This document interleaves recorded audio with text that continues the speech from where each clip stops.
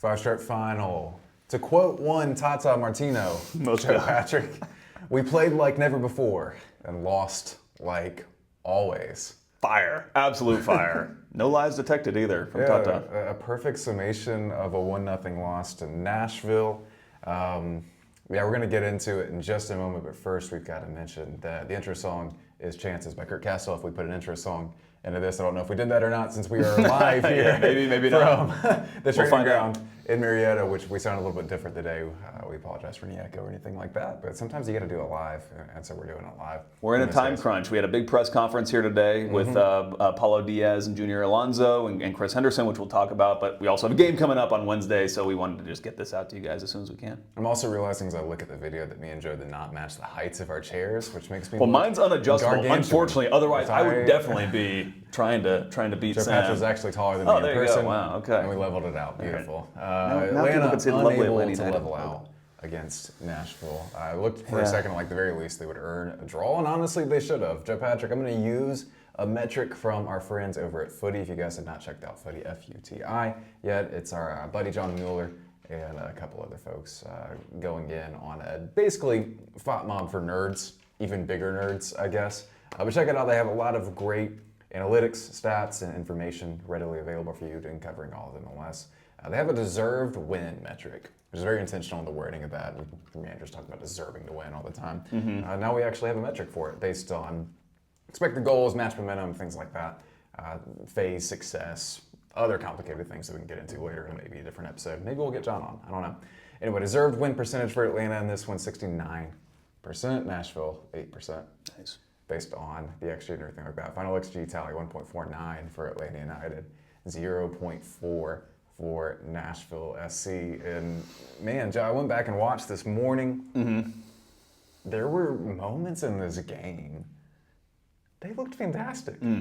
They looked like exactly what you would expect from a Tata Martino team that is trying to control the game, that is trying to create opportunities through possession. They weren't static in possession. The rotations were there. The passing was crisp. They were executing on it.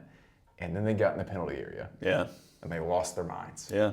Over and over again. And they could not finish, could not create the quality chances they need to create. They had 2 great chances in this game. The rest of those chances that they created were below average chances. They just couldn't make things happen despite working the ball in the final third consistently. And it made me think of a quote from Tata a week back as we got started again the second half of the season. He said, I think the biggest deficit, if I had to say one for the team, is that we had a weakness in both boxes. So if we were playing without goals, we've been doing okay. If we played the middle 70 meters of the field, I think we've played the correct games. The problem is we're having issues in 2 boxes, and that's something that's difficult to correct. Yeah. And we saw that in this game. Yeah. And it's something, just you reading that quote makes me think of a player like Tristan Miyamba, who we've kind of criticized for not being the perfect number 6, clearly like not the number 6 that Tata Martino wants for this team. And we say, he plays pretty well, but then there's a mistake and the team is ultimately punished for it. And I wonder maybe it's almost too harsh on Muyumba himself, because maybe the team shouldn't be as punished as they are for some of the mistakes that he makes when we're talking about just not being able to compete in either of the boxes. Obviously, you're talking about the attacking box, but I'm talking about the defensive box, where it just does feel like whenever the ball is given away, Atlanta United has just conceded way too cheaply in their games. I think it's something that is kind of marked in this game, is that they, like you said, they pretty much outplayed Nashville in every, area that you would want, but they just give up a really soft goal that kind of just derails the whole thing. And it's for that reason, and I hate to be like the Debbie Downer here, but this team is in a position where it needs to win games. And Chris Henderson has even said that in his recent press conferences. We didn't talk about that today, but I believe recently he said, we need to go out and get points and win games. And so in a different version of an Atlanta United season, I'll be looking at something like this and be taking away all these great things. And not to say that we can't, have some of those takeaways, but ultimately it is a step backwards for this team because they didn't go out there and get points when they really needed to. And unfortunately, that's because of the way they've played so far this season has put them in a position where you need to go to Nashville and get something from that game, even though you probably shouldn't, but that's just kind of the crunch that they're under right now. So it's really, really unfortunate that the result ended up the way that it did. To talk quickly about the goal itself, I feel like substitutes changed this game a lot. You have a few folks come in for Nashville in that moment. You also have Matt Edwards go out he's day-to-day with an injury, but he leaves that game, and Ronald Hernandez is your only right back left at that point. Ronald Hernandez comes in, and in that moment where Nashville breaks through and is able to create the chance that leads to the goal, Ronald Hernandez makes a terrible decision to step out to a player basically on the touchline, leaves a huge gap, just a readily available gap for a Nashville player that is directly in front of him. He abandons this person, forces Luke Brennan to chase after that Nashville player. And Luke Brennan, bless his heart, is not a defender. Does a pretty miserable job of actually tracking that runner, gets completely turned around. I mean, literally turned around, trying to keep track of where this person actually is. They play the ball in, and the cross comes in, and Elias Baez gets caught flat-footed. He gives a little towards the ball, and does not get there, of course. And Shaq Muhammad scores again against Atlanta United. It's like the only 2 goals he's ever scored. I was watching it happen, and then like, it almost like didn't register in my brain that they just conceded in that way, because it was so kind of just sloppy and bizarre, and it almost like did that really just happen? I feel like that was a lot of our reactions. So simple that it felt fake. Yeah, almost. exactly. It felt so unearned in that moment. Because Yeah. again, I mean, Atlanta, we're going to do this on film room. It is worth having a film room for this one, Joe. I'm sorry to tell you that. It's actually worth having a film room for this one, because there are sequences of possession, Joe, where I am, timing it out. It's like 90 seconds worth of possession, and active possession, not just deal with death, right? The rotations are there. They're moving the ball. They're dragging people out of place. They're doing a really nice job of moving back when they need to pull out Nashville and creating space for themselves that way. There was a particular pattern of play where they would drag Nashville forward, bring him back to Hoshos. Hoshos goes long, and they win the second ball, and they're off and running a couple times, right? It happened a couple times, and it's clearly an instructed pattern. They were finding these moments in ways that we haven't really seen them do a ton this year, and it goes back to a thing we've talked about before, which is well-coached team, bad team. Yeah. Yeah. And clearly they don't have that kind of, end product in the box like we were talking about earlier.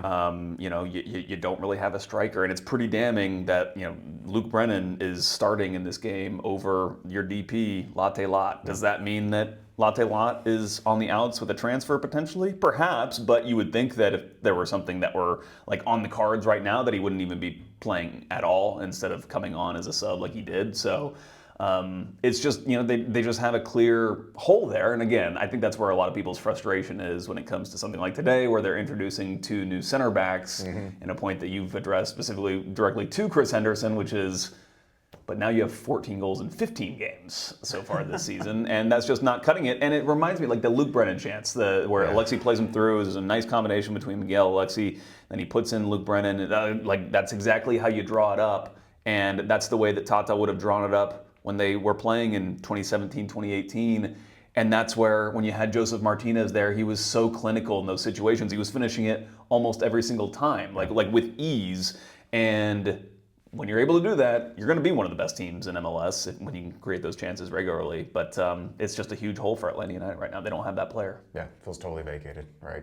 In that attacking moment, you just don't have the people there to have that cutting edge. There's no final ball coming. It's just not. Right? But again, it's super frustrating to see them do so well with all of that. Yeah. And get nothing for it. Yeah. And I was also going to say, the other player they don't have, if we're like, going to compare the teams again, which is like Saba was supposed to kind of be like your Tito, which is like that direct, pacey player that can get in behind, that can score some goals, but obviously just with his movement is going to create some chances.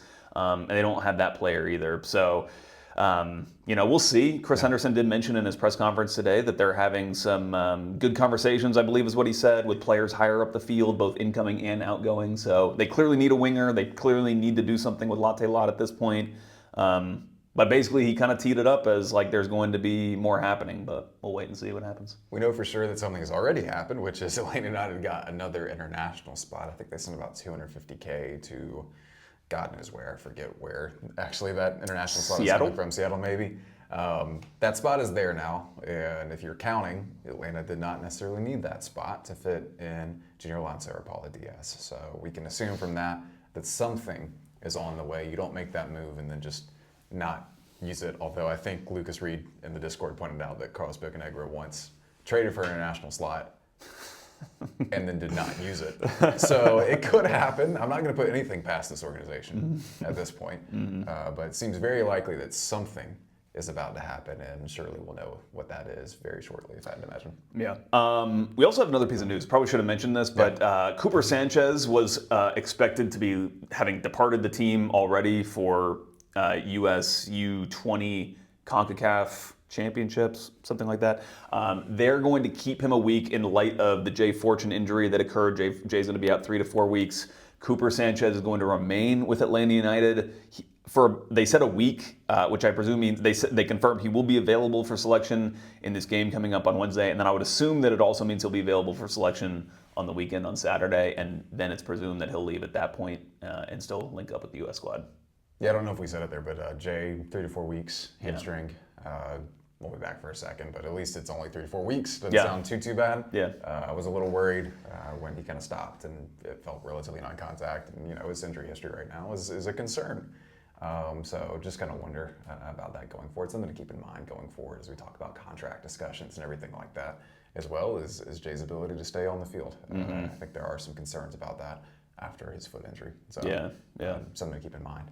Something to keep in mind as well. I just feel like these moments where you maybe lose a Jay or lose someone else for a while is a really good opportunity for a team that is not going to win anything this year to maybe try some of the younger guys that have been having a lot of success right now.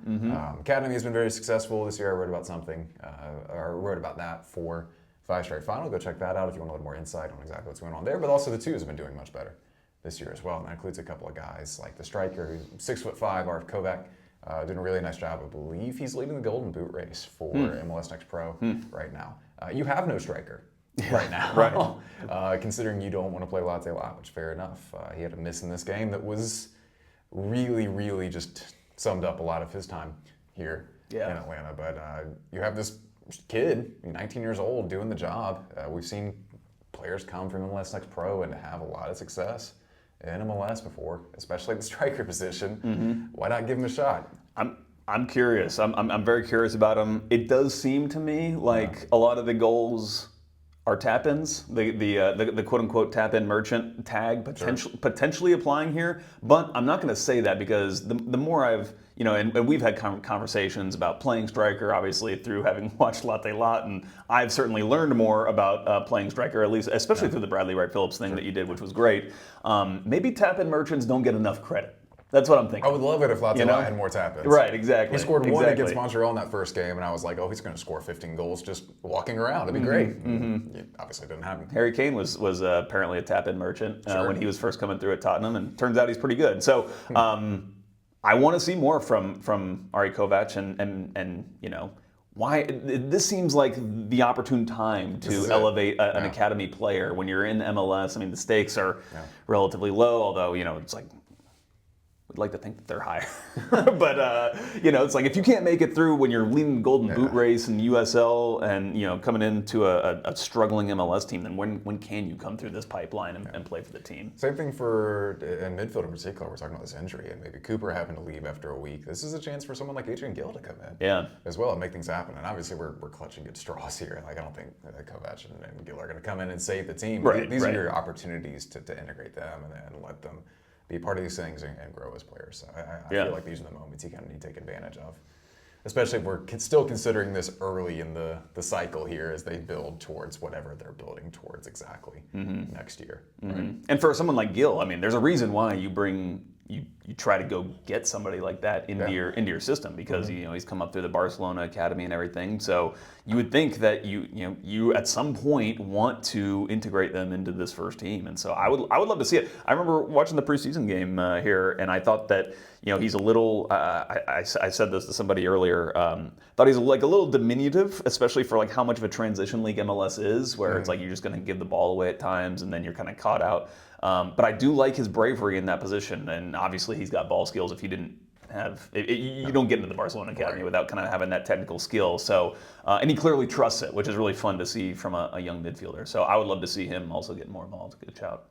Yeah, absolutely.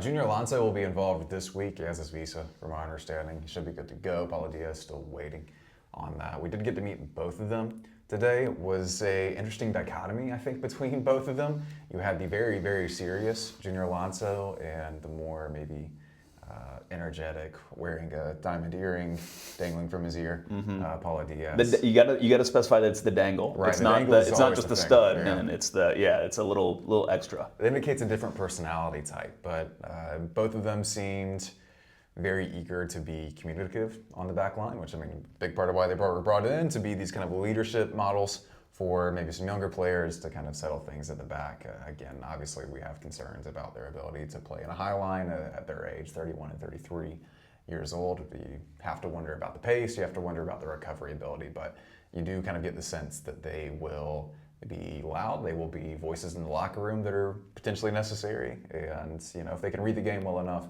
pace doesn't matter quite as much in the end, but I still have some concerns there. We'll start to get information on that soon this week, though, it sounds like. Yeah. You know, Diaz, yes, he's 31, so he's up there, but like he is a smaller guy. So I think that hopefully means he's going to have a little bit more mobility. That's certainly what I've seen in some of the clips that I've seen of him, is he's someone who wants to kind of get around the pitch a little bit more, as opposed to like a center back who, more like Alonso, who's going to want to kind of hold his position, kind of be that steady Eddie. It reminds me of a quote that Leandro Gonzalez-Pirez had talking about him and Parkhurst, and he said that, well, it was actually after Parkhurst had left, Miles Robinson comes into the team, and LGP was saying, like, now I'm the daddy. I have to be the daddy now for Miles. And I think he's talking a little bit more about experience, but I do think that your classic center back tandem is going to have one player who's a little bit more aggressive, a little bit more of like a stopper who wants to get involved in the defensive actions, and then one who's a little bit more of a cover player and kind of keeps everybody organized in front of him. Yeah, Junior Alonso does have that very dad feel, I think. Like, he's very only much 3 years older than me. I reckon he's about your age, Joe, and you know. Yes. I feel like he is someone I would say yes, sir, to. Just kind of be like, subconsciously even. Yeah, you know? exactly. He just kind of has that presence about him. It feels almost like straight out of central casting for like stern dad. Yeah, totally. So be curious to see how that manifests. It struck me, Sam, just seeing them sit there, take the questions, that they seem more comfortable than some of the other players that I feel like I've seen sit in that chair, where they're a little bit more, I don't want to say they're awestruck, like someone like a Nehemiah specifically is who I'm thinking of, who's literally sat in that press conference room talking to us when he's introduced. But these guys just seem very comfortable in that position, in that role of like being the players who are kind of trying to come in and save the day, pretty much. So I think they know what's expected of them. You know, they both were asked that question and answered it, saying that, you know, we know the mentality here. We know the team is struggling, and so we know the challenge basically that's ahead of us. But they were basically saying that that's the reason for us coming in, is to try to change that dynamic. So we'll hope that they do. Junior Alonso also very comfortable on the field. He said, we can't verify this in any meaningful way, but he said that he played more minutes than anybody in the world last year, which, I mean, he played for Atletico Mineiro in Brazil. And if you don't know anything about Brazilian soccer, the short way to sum it up is there are like regionals, and then there are like sub-regional regionals, and there are regional nationals, and then they kind of just play like a state-wide competition. It's like college baseball, basically. Oh yeah. You play as many games as possible, basically, in Brazil. So 60 to 70 games for him, which, I mean, I don't know if that made me feel better about the 33-year-old center back, but at least he's durable, I guess. Yeah, I dropped it in the Discord. I didn't really get a great response. I just thought it was interesting. And it was also funny. I saw, Justin. Everybody here would know Justin on the communication staff, who does all the translating for the team. And I said, "How about every minute, man? That's pretty crazy." He goes, "Yeah, that's a fact. Someone fact check that one." Like, he's just repeating what they say. So Justin's not confirming that or denying it at the time. But clearly an impressive guy, professional guy, Junior Alonso, and I don't know. Am I falling into the trap of feeling better about it now? Always, yeah. We were always going to be a little more optimistic about it as soon as we actually met them. That's just how things work for us. But we were also, I think we're wizened enough at this point to not get too far ahead of ourselves here. Also don't want to get too far ahead of ourselves, but it seems likely that a center back probably goes out. Has to. This window. Just considering the salaries, considering the current standing of the center back group, like it feels like one of the two between an A and B high. Sam Gregerson probably goes out. And there was obviously the Mihai rumors that were kind of getting red hot, but we told you to simmer down. And sure enough, I believe the president from that club came out and said that they were not going to pay a transfer fee or whatever it was to bring Mihai over. So Mihai stays, and Gregerson missed this game with a quad strain, I believe it was. Did his quad. So hopefully that's not anything major. Hopefully, maybe it's even a little bit of lying, a little bit of cover. No, but it feels like Gregerson's going to be the one that's more easily moved just because he's on less salary, like considerably less. I know a lot of people look at them and, they're both high-priced center backs. Well, Gregerson's salary has actually come down here in the last year or so, and I didn't realize Mihai's on 1.557. Like, he is right at the top. He's right at the top of the TAM list. So Gregerson's going to be the easier one to move, I would think.